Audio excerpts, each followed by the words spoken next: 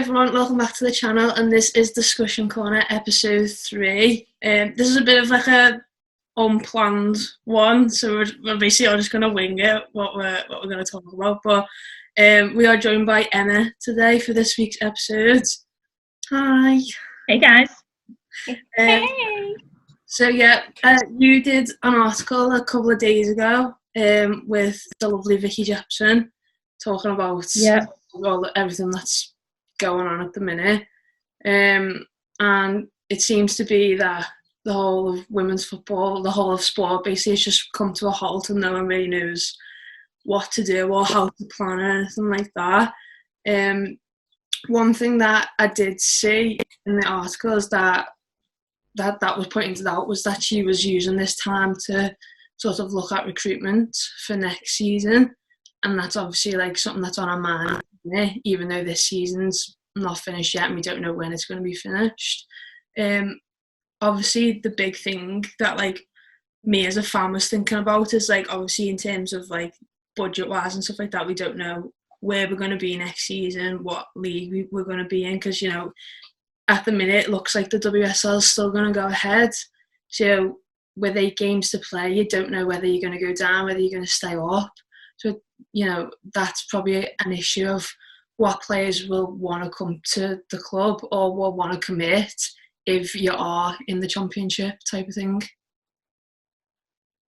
Yeah, absolutely. I mean, their planning is as if Liverpool are staying up. So not only has she been working on recruitment, they've so like you said, they've got 8 games left. So they've basically compiled opposition profile sort of analysis on each team that Liverpool's still got to play in the season. So obviously that includes the likes of Everton, Manchester United, Birmingham City. All those games they've sort of put fact files together. So she's done that obviously with Emma Humphreys, the assistant, and the rest of her team. The performance analysis, Jordan Kevin, and people like that. So they've been working hard to put those together. So their recruitment policy has been based on the fact that they're hoping to stay in the WSL. So she's been communicating with clubs, with players who are out of contract at the moment, who they might want to bring in next season. She's been speaking to Liverpool, as in like the entire club, to obviously discuss things like budgets, let them know what their recruitment policy is, the types of players that they're looking for. So it's been a good use of time, I think. We spent a lot of our conversation chatting about the fun that they're all having on Zoom, which I've got another article coming out on Sunday, so keep an eye out for that, which is a bit more fun. But so that was kind of the more serious stuff, was the recruitment and the analysis for the rest of the season. So they're definitely working hard as much as they can in terms of like the football side of things. But as you say, there's only so much that you can do without actually knowing when and if football's ever going to return again. Yeah. What name have you guys? I feel like I'm so confused as to if this all does resume, like how the games, like when and how. Because to be fair, 8 in the grand scheme of like a whole season isn't a lot of games. But if you're thinking that the league's not going to resume until what? Probably the earliest that it would be is maybe June, you'd say. And then June between the start of the season in September again. If you have 8 games to play, you can't play 8 games in a week, so you're going to have to spread them out somehow. But do you think Liverpool are going to be sort of like worried in fact that they're not going to have enough time between the end of this season to the start of next season? Obviously they want to, if they do stay up, they want to kind of put themselves in the best possible position going forward into next season, because obviously they're going to want to improve on what's happened this season. Will the fact that this has all been delayed and the recovery time between the end of this season and next season, do you think that's going to be an issue, and that's something that Vicky's already looking at as to figure out solutions to sort of go about that? Yeah, I mean, that's definitely going to be a problem, and I think that's one of the hardest things, especially for WSL, because there were so many games postponed due to like the waterlogged pitches, and when we had the storms, there was a couple of games. So WSL has been, I think Liverpool had, was it 3 games postponed anyway, including obviously the derby at Goodison. So which is obviously a big one in terms of trying to organise a game that's going to be held at a men's stadium. Like, it's probably I don't know whether that's going to happen now. You'd think it'll just be at Walton Hall Park. So it's there's all these issues. I know that Liverpool, for one, and this sort of is across the whole board in the WSL, they're very much their main sort of policy is that they obviously don't want the league to start until it's safe for everybody. That's their main priority, is the safety of obviously the public and the players and all the staff as well. So I don't think they're particularly focusing too much on a date as such as when they want the league to start. So, for example, I spoke to Hope Powell from Brighton last week on a press conference, or it might be the week before, I can't remember what day it is now. And she was saying that at the end of the day, it's going to have to be some kind of pre-season for even just finishing this season, because players are training obviously at home and they're keeping fit, but there's no match for match fitness. So, they're going to have to at least have a couple of weeks, at least a week anyway, to sort of get back on the training pitch, running on grass with a football as sort of teammates before the league can even start again. So you have to sort of factor in that window as well, and then obviously complete those games before you can start next season. So there's absolutely going to be a knock-on effect, whether or not the league sort of, I don't know, they might get rid of a cup competition.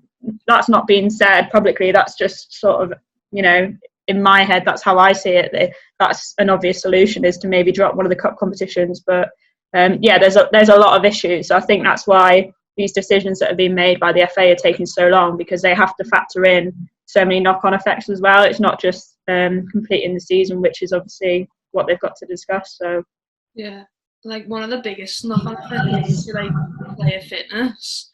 So like it's difficult to do as a professional athlete, just the average at-home workout when you on the best of days, never mind when you're still sort of mid-season and you're trying to train for potential matches in the future.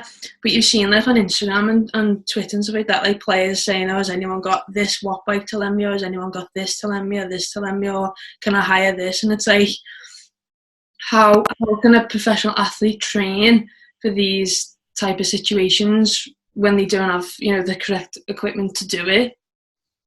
Yeah, I mean, that was one of the concerns that I asked Vicky about, because Courtney Sweetman-Kirk was one of those players from Liverpool that she hasn't got like a park that she can go and run in. So she was on the lookout for a bike, which she now has. All the players that needed a bike, as far as I'm aware, as of yesterday, they've now all received them. So that's good news for the local players.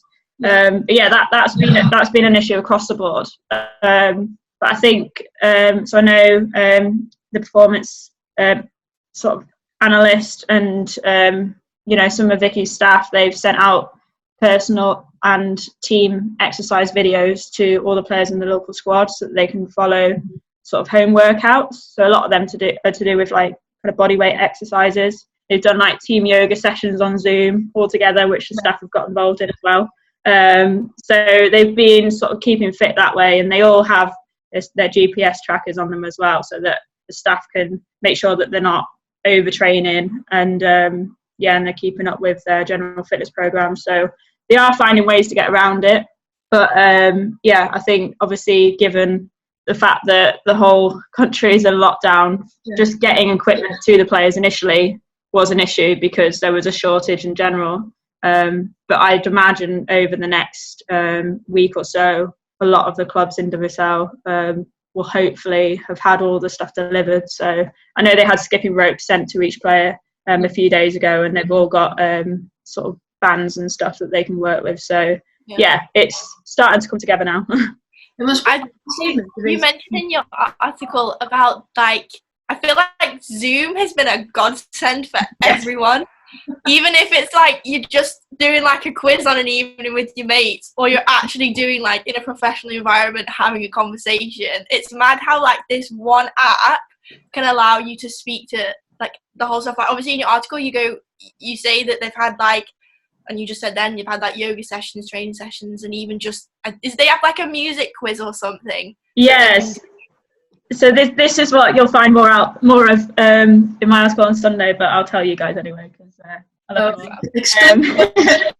Yeah, basically, so they did a baby photo quiz, which Vicky organised. So all the players and the staff as well sent in pictures of themselves when they were babies, and they had to guess who was who. So I think Neve Charles was one of the ones that might have won that one. There was 4 players. I think they were in 2 teams of pairs. So Neve and her partner won that, and somebody else, another team, I can't remember who she said won that one.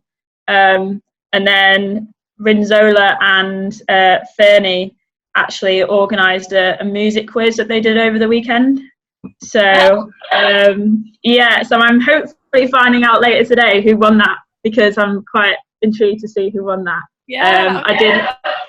I did wish Vicky luck on that, because I didn't think she was going to do very well, because I can imagine there being quite a lot of R&B in there from Rins, but we'll see. So that's quite cool. They've been doing a lot of stuff on there, and they've had like staff meetings and player meetings, and I think Kirsty Linnett is causing some bants because she keeps coming on and singing constantly, which is obviously getting the team morale up. So I think her and Leanne Rowe are the culprits when it comes to singing on Zoom. So that's brilliant. Yeah. It's important though, isn't it? Like, to make sure that the team and the staff and stuff like that are always in, especially through this time, are always in constant contact with each other. Whether it is just little things like that, just to like, you know, keep like the energy high and stuff like that. Like, and it's not always just about work, because there will be players who are like, some of them will be self-isolating together, and then some of them have obviously gone back with like their families and stuff like that to self-isolate and whatnot. So they're not all in one place together. So it's easy just to not speak to each other in times like this, even though you haven't got to do. And actually, I asked about the foreign players as well, because I was sort of interested to see how many of them had gone back, and Neve Farhi's gone back to Ireland. They were all given the option to fly back before the lockdown was put in place. Yeah. So Neve chose to fly back. Riley is she's not gone back to America. She stayed in Liverpool. So she's obviously, I think she's on her own in a flat in Liverpool. So obviously they're keeping regular touch with her. And then Anka has actually gone back to Germany. So she's, I think she's been doing like keepy ups in her garage. It's kind of work on her footwork. But yeah, so there's definitely some players that are sort of on their own, and then obviously, you know, the likes of like the skipper Sophie, she's obviously got her little girl as well to look after. So there's lots of challenges there, but yeah, so Zoom has basically just been a godsend. Like I asked Vicky about how her sort of day-to-day role as a manager has changed, which sounds really obvious because obviously she's not on the training pitch delivering sessions there, but she says that basically her sole focus has been communication, and that's with, you know, her staff and the players as well. So she's just constantly on the phone, I think, and Zoom has been a bit of a lifesaver. So it has for us as well, even on like a smaller scale level. Like the ability to, I know it's silly, you literally just do, like, you're on a call with someone and you can see the face. It's literally as easy as that. Like, and I think millions of people across the world, whether, as you said, like, you're not even just a player, if you're isolated on your own, or if you're isolated with your family, like, we're both lucky enough to not be on our own. Like, we're with our families now, which was, I'm so glad I made the decision not to stay on my own, because I think I'd have gone stir crazy in the house by myself. I'm on my own and I'm going crazy. Yeah, I guess you've got work as well, so it's sort of a nice balance, so you've been able to keep yourself busy. But for those who literally can't go to work or have been put on this furlough scheme where they don't have any work to do, if you're completely by yourself, that could get quite lonely. So it's like it's really good to have these sort of things, like even us just talking here now, like it's a different voice that you're hearing from the people that you're living with, or if you're living on your own, it's just another voice that you're hearing. So I think it's been so beneficial to this whole, I'd never even heard of Zoom before this happened. Yeah, it's massively taken off, hasn't it? But no, it's like all that kind of side of it it's really important, and I've asked a lot of clubs about how they're sort of handling the mental health side of it during this, and obviously Zoom has been a major part of that. But so I know, like, when I spoke to Hope Powell, and she said, like the mental health side is obviously kind of one of the main priorities, is just to make sure everyone's keeping in touch. And and I spoke to Jill Scott the other day, obviously from Manchester City in England, and she was saying that she's been sort of keeping in touch with Carly Telford, because they're really good mates, and whenever she's kind of struggled with the lockdown, she's just picked up the phone and given Carly Telford a call. So I think that's the main thing, isn't it? It's staying in touch and just keeping up that team morale, because you go from sort of working and seeing these teammates and staff members pretty much every day of your life, and then to kind of not see any of your teammates can be really difficult. So so I think a lot of the players are sort of, that's their main miss, I guess. Obviously the actual football, but it's also the people that they're not around anymore that they're used to being around with all the time. Yeah.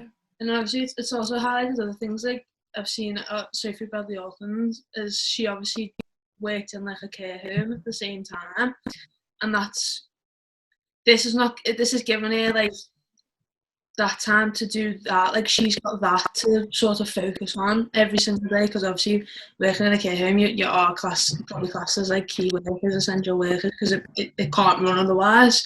And she's sort of got that to like keep her busy and keep her going every day.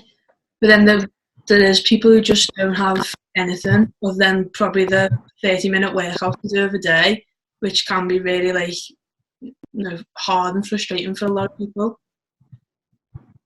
Yeah, absolutely. And I think there's a whole range of like personalities and differences within the squad. Like you say, Sophie's obviously got a daughter and she's got she's doing this job in the care home, so she's probably really busy. And then you've got the likes of like probably Neve and like Minzola, who are a bit younger, who might not have that responsibility of obviously looking after a child and stuff. So there's lots of ranges of sort of difficulties that people are having. So that's one of the main things that obviously Vicky and her team have got to manage, is just sort of making sure that all the players are in touch with each other, and all the players are following the fitness programs and keeping themselves sane, really. But they're just like everybody else in the situation, and obviously another thing that they're trying to do is keep in touch with the fans, and have a bit of a social media presence as well. So I know that the club they're working behind the scenes to try and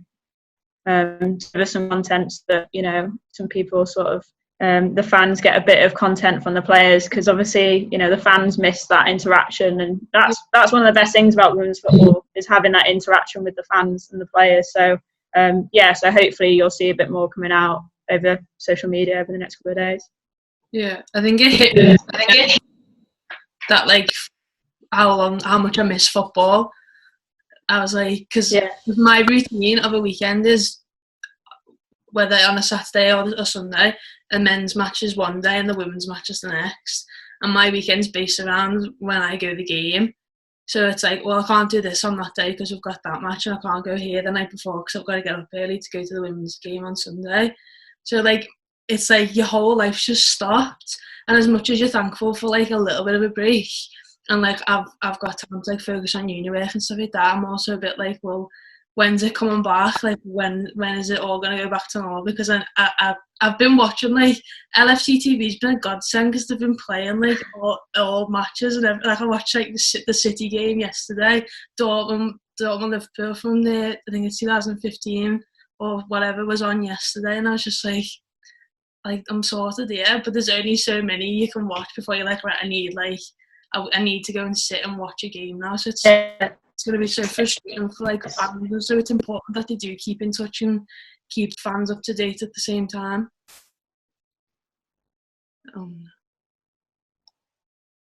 Yeah, absolutely. I know like the FA player has been doing rewinds of some old like WSL classics as well, and FA Cup matches. And this was like it is to keep up that kind of, I agree with that, and I've asked a couple of people about that, and again I asked Hope Powell about that in her press conference, and she said we've worked so hard to get to this point where people are talking about football, interacting like with it on social media. So there's like this whole big period now where I guess all of that hard work can just go down the drain. So I think it's important for the players and the clubs to sort of maintain that visibility of the game and try and keep up that interaction with fans. So yeah, like even Jill Scott said the other day about that routine of the fans obviously going to watch Man City games and supporting the team, and she actually said that she was kind of missing knowing what the fans were doing. So she wanted them to send her tweets and send her videos about what they were doing. So so I put a tweet out to their official supporters club and just said, let Jill know what you're doing, and a couple of them sent in some messages. So she liked that. But yeah, so it's a two-way thing. Like the players are definitely missing the fans as well. So which I think is really nice. Yeah. The thing that I miss the most is just, even on like a personal level, just going to training, just playing football. I think to a certain extent I do miss the football, but then as you said, like on the other hand, it is quite nice to have a bit of a break. Like I think everything for so long was so full on, and then we had no games for ages, and then we had no, and it's been like so stop and start. So for like a week or two, I felt like quite, okay, I can just like chill. I'm at home, so it's a change of scenery anyway. So I was like, I'll just chill or whatever. I don't have to do anything. I can just sit or whatever. But like, to be fair, these last few days have been like, I kind of want to go and watch a game of footy now, or I just want something on telly that's new that I'm not watching like repeats or anything. But then equally, I'm like, because I used to train twice a week and I'm not doing anything and not like seeing any of my mates from football or anything like that. So I'm just like, oh my God, because that took up a lot of time. That took like 2 hours twice a week. Yeah. Where I'm seeing people that I don't live with and I'm playing football at the same time. But now I don't really have any of them. So it's such like a culture shock that it sort of makes you realise that you can't really take those things for granted at all. Like I'm never going to take a fitness session for granted ever again. I'm going to enjoy it so much.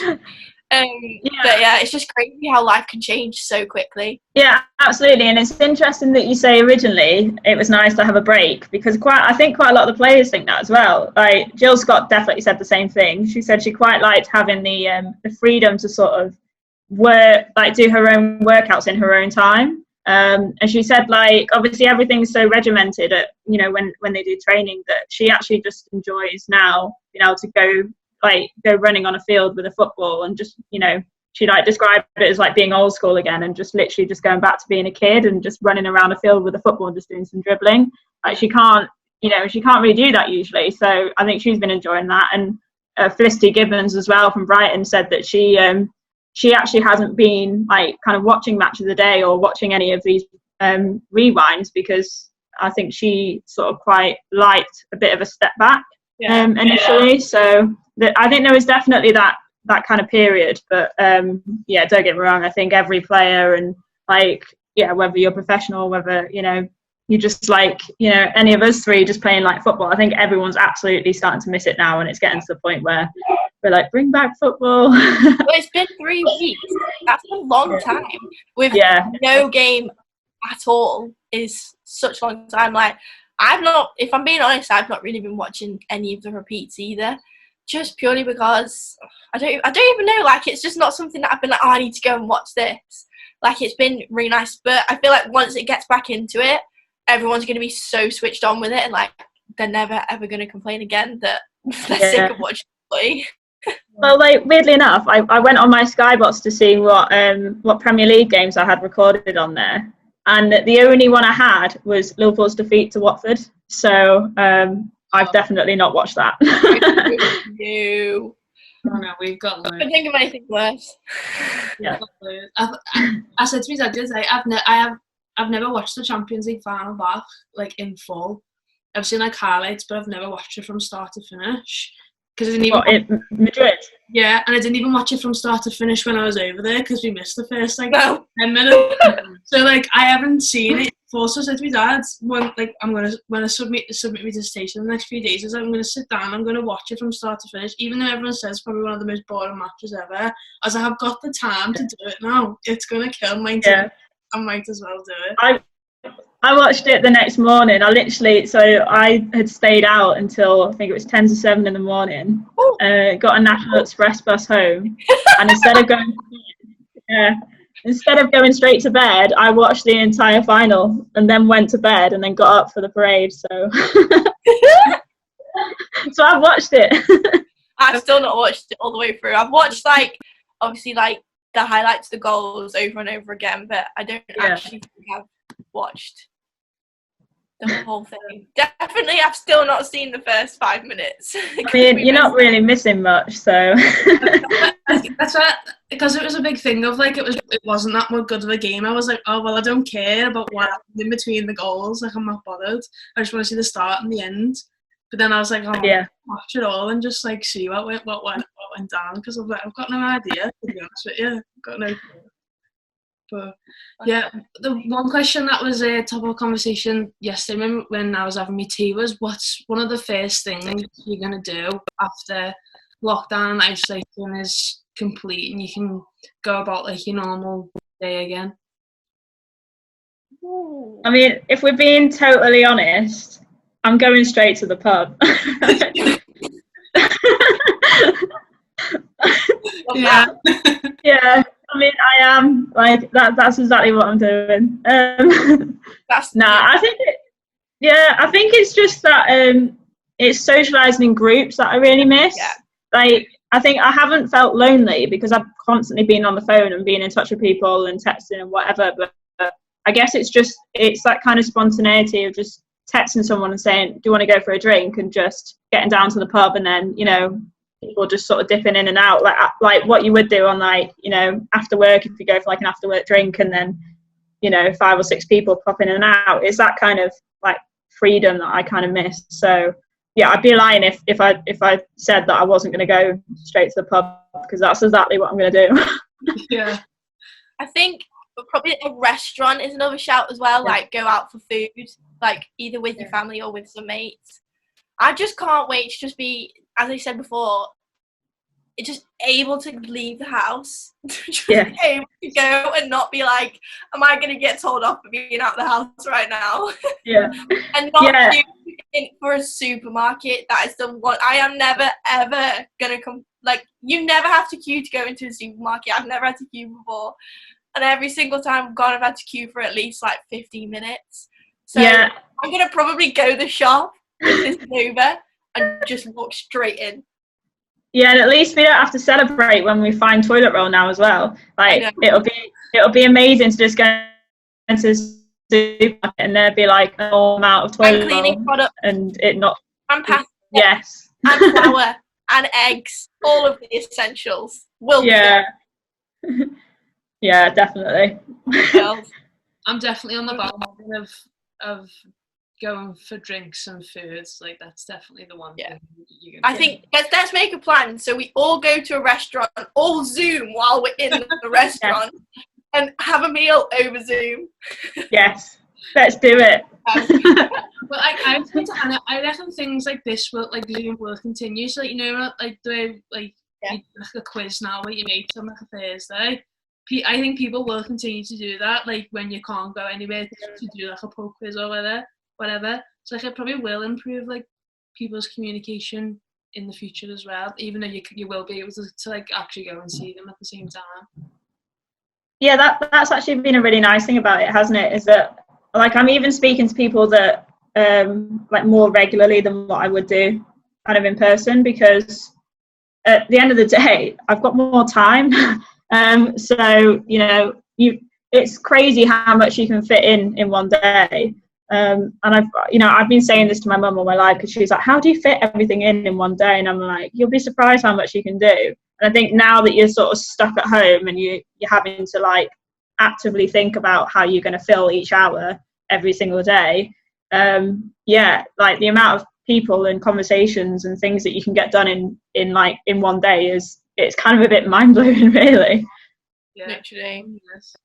Well, it's been a lovely chat, guys.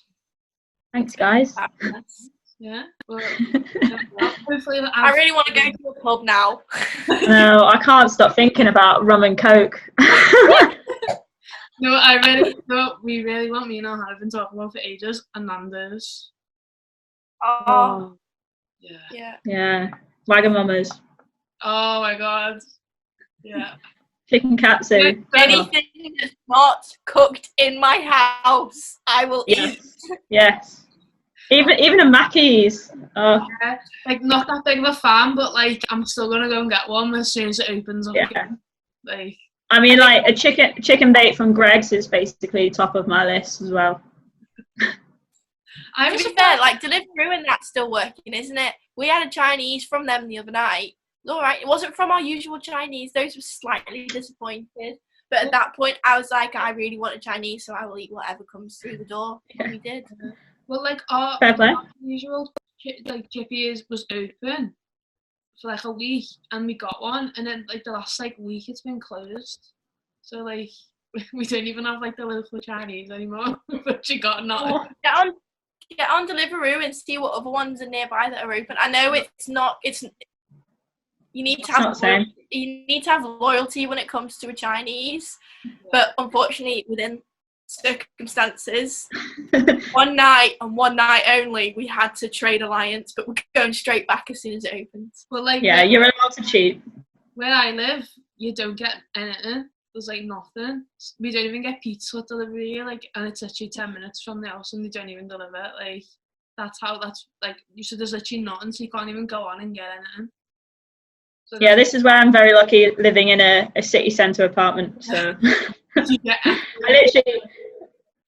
I ordered some. I'm coming across as a raging alcoholic on here, but I ordered I ordered some beer from Shindig the other day, and they literally arrived within 35 minutes. It was brilliant. Wow. So I recommend them get on Shindigger. Use my discount code. Yeah.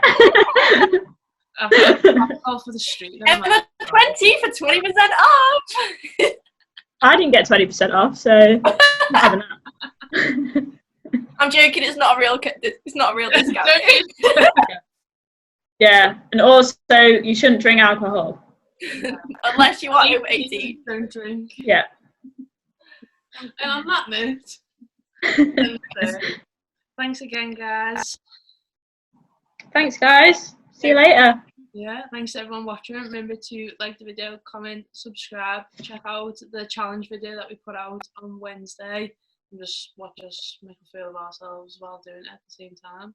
The tennis header one just got me. I couldn't do it. Watch me nearly choke on water as well. Oh, that was funny. But yeah, thanks for watching, and we will see you all next week in the podcast. Bye.